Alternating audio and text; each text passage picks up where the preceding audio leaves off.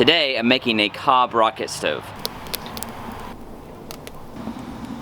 Hi, it's Tom from GreenShortz, and this is actually a redo of a project I made a couple years ago. I've got two problems. Number one, I'm out of room on Rocket Stove Row. And number two, you're gonna be hearing construction noises in these videos for the next year probably. Got a huge development going in across the street from me, so just bear with the beeping. I'm actually gonna build this Cobb rocket stove on the ground. One, because I'm out of space. And two, I want to actually build a proper J-tube on this rocket stove. I haven't done that on any of my stoves yet, but I have promised it a few times. So today I'm gonna follow through with that promise.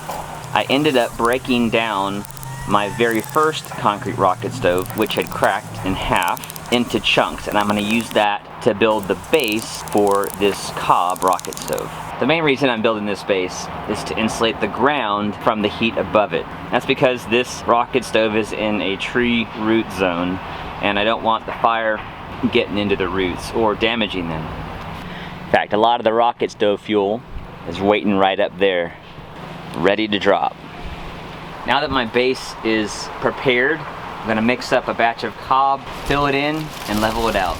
Most of you have seen me do this before, but my mixture of Cobb is Georgia clay, the native soil, sand, which I get from my local creek, and straw. And for this I'm using some durable weeds that have stronger stems. That acts as the binder.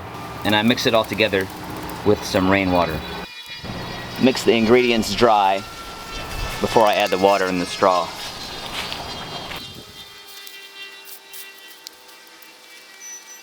This is the fun part. Whew, it's cold.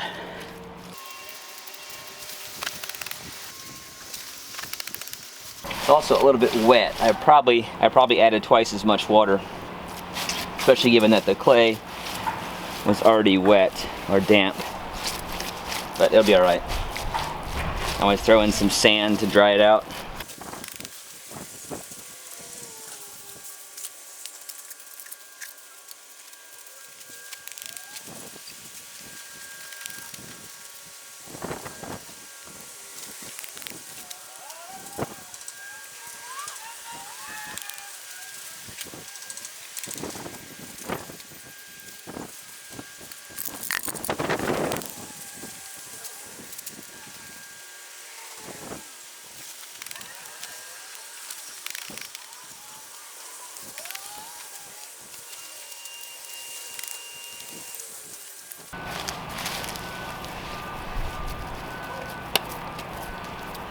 This is slightly wetter than I would normally use it, but the beauty of Cobb is it dries out. So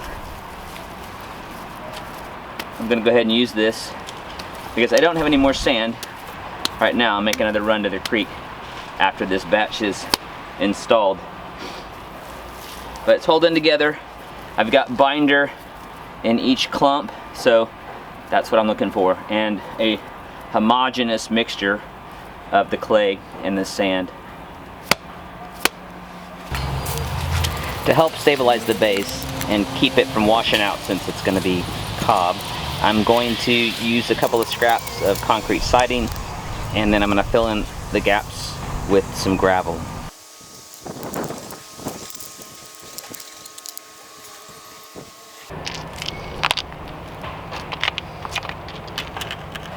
And then a little bit of sand. The goal here is not necessarily pretty, but functional. The old form follows function. Train's here.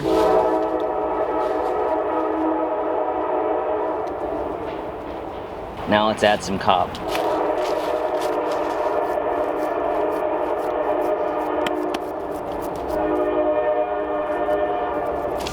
I'm gonna add about a 2-inch layer of Cobb.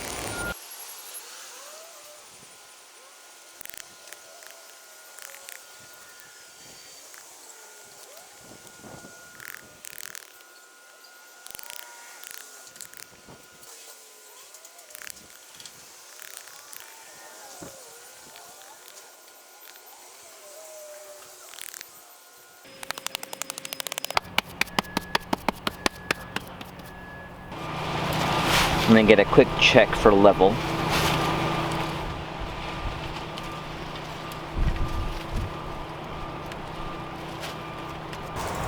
And one more piece of concrete siding for the back.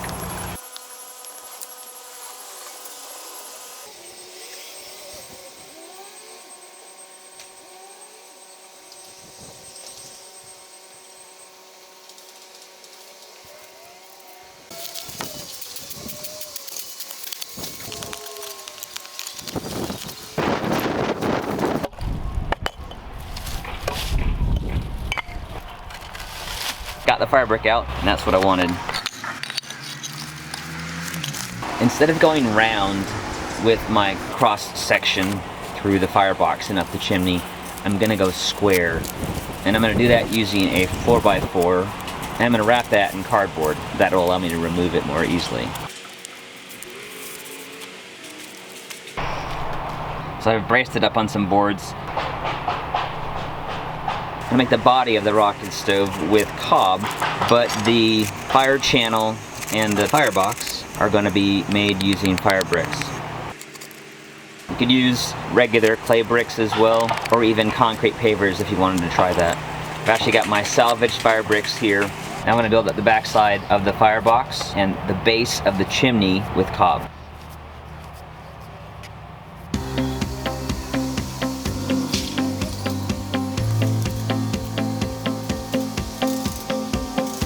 I need to make another batch.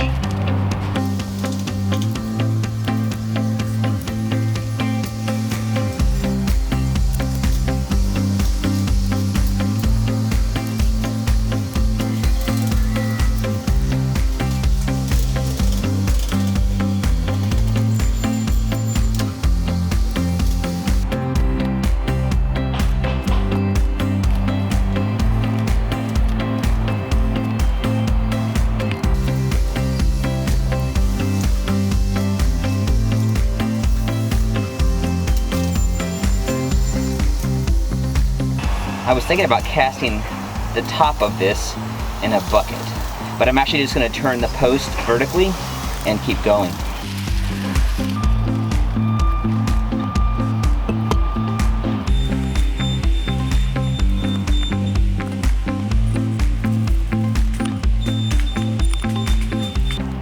I'm going to cover the fire channel here with this fire brick, but I need something to support the arch. This is going to be removable. I'm going to just set it on there so I can take it out to kind of check inside. But I'm going to use this salvaged brick to hold up the arch.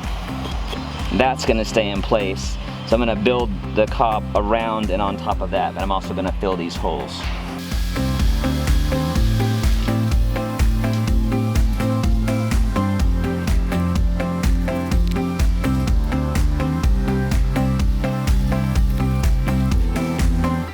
The ratio I'm going for here is the length of the fire channel is 1, and then the height of the chimney is 3. So 1 to 3 ratio.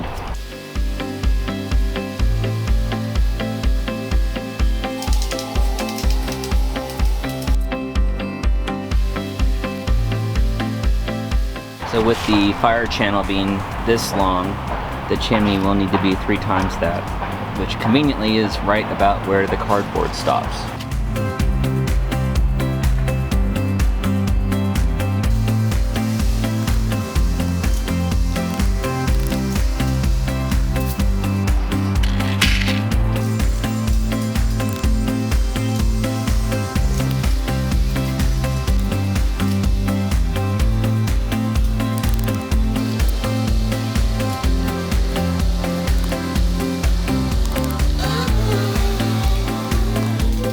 Gonna make one more batch.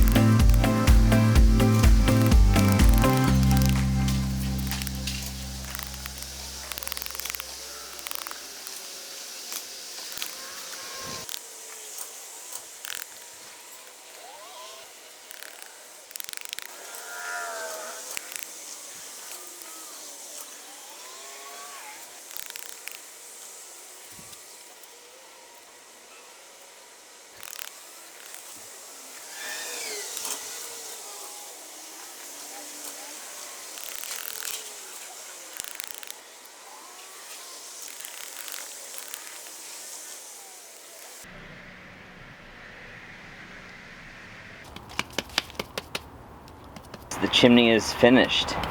Now I'm going to remove the 4x4. The cardboard may stay inside, which is fine because I'll just burn it out.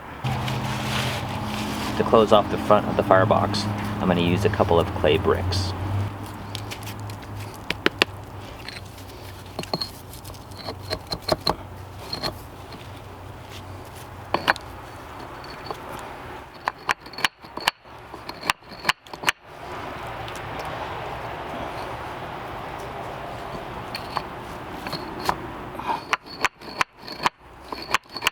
I want the top brick to be even with the standing fire brick here. But I'm also going to leave a small air gap underneath the brick so I can get a little bit of airflow coming in at the bottom of the fire.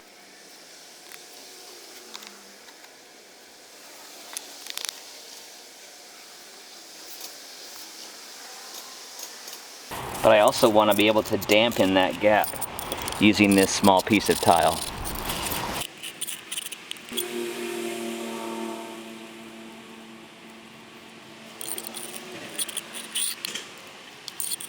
We'll see how well that groove holds up. I had a comment with a previous mud stove to use linseed oil to seal it. So I may try and do something like that to help this last in the weather. Of course, I will keep it covered.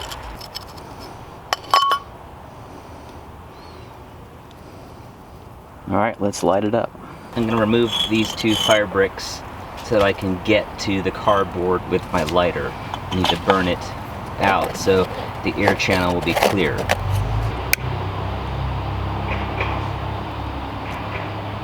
It's probably pretty damp, but I just need to burn off enough here to let the smoke start going up the chimney.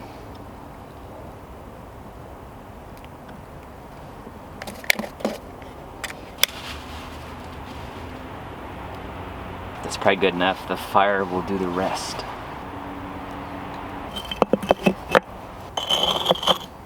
With the removable bricks from the front, I'll be able to pull them off to build the fire.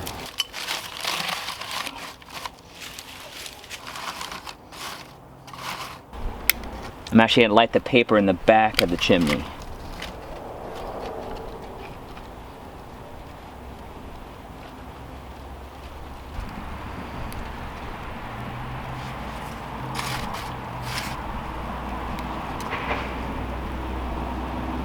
Get that draft.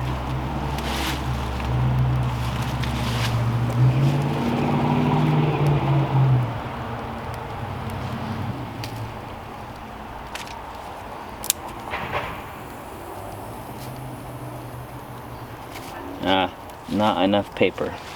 The paper burned out too fast, so I'm gonna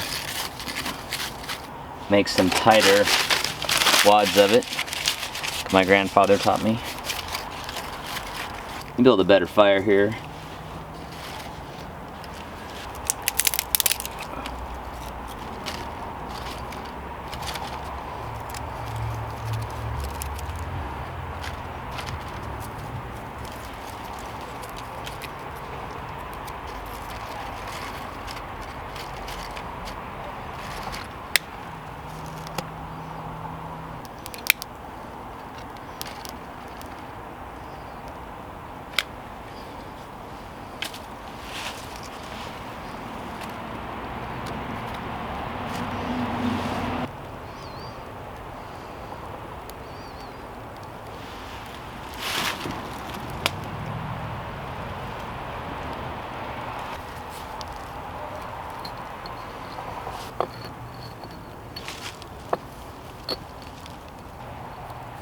Cobb is still a little soft. The bricks are wanting to fall away.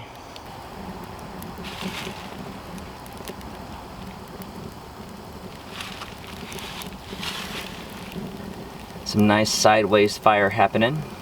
Now I can start loading sticks vertically.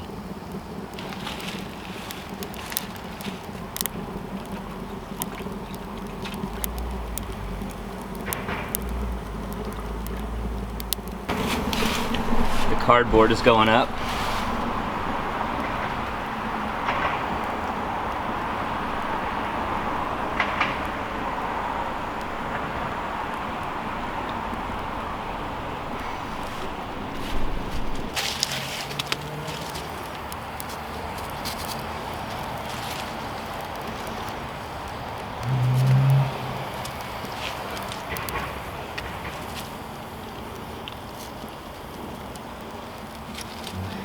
catch this fire before it goes out.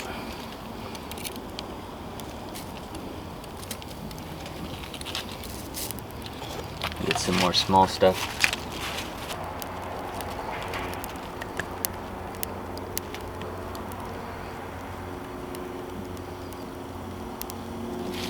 Alright, the cardboard is completely burned out.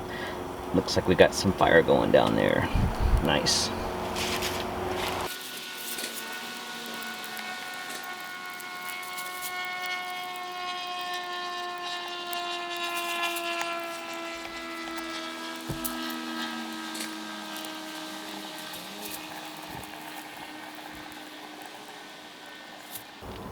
Gonna not disturb this for a while so it catches.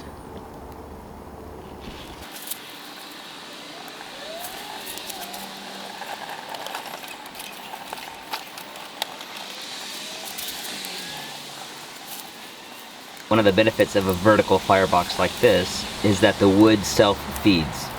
As it burns up, it's going to drop down into the firebox.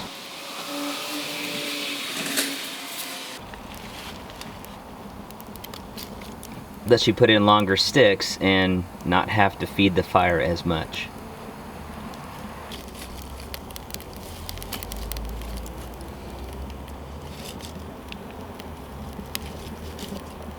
Now that the fire is going, I'm going to move the wood into a more vertical position.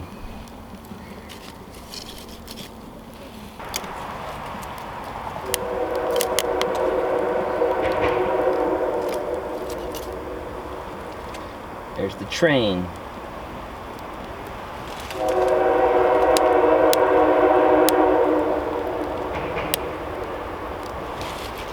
Still mostly steam out of the top here as it's going to take a while for this to dry.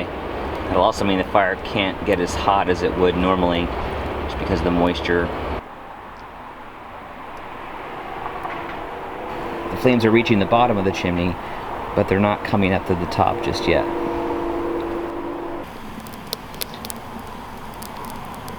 Added some smaller sticks, and it's definitely burning at a higher rate.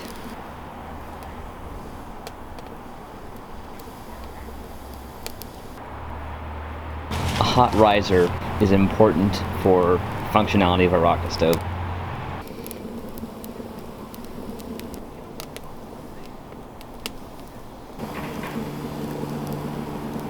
Flames are making it to the top now.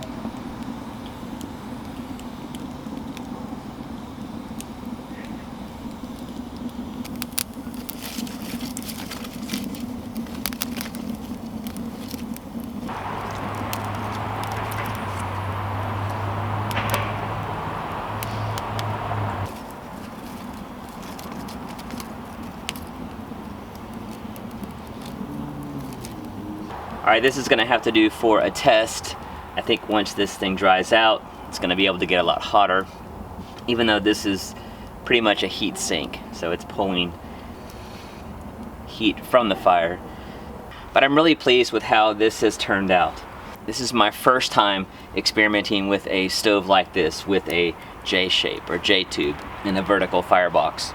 So I'm looking forward to playing with it some more and figuring out exactly how it works best.